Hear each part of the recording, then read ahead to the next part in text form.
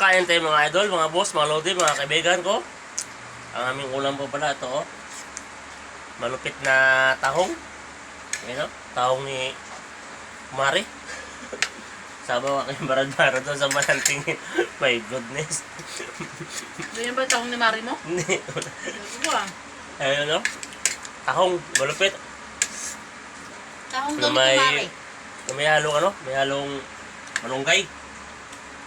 Kaso, ito, tahong na malupit. Ito no, sabaw. Harap ng tahong mga ito. Kaya, ito, ayun o. Ang laki ng, tahong. Pero, ang liliit ang laman. My goodness. Saan tahong, Brad? Lalaki, pero liliit ang laman. Ayan o. Ito yun naman. O, diba? Yan po tahong na budol. O, diba? Malunggay dyan tsaka ano? Malunggay tsaka daon ng sili. Lagyan mo. O, kaya, kaya lang muna kami.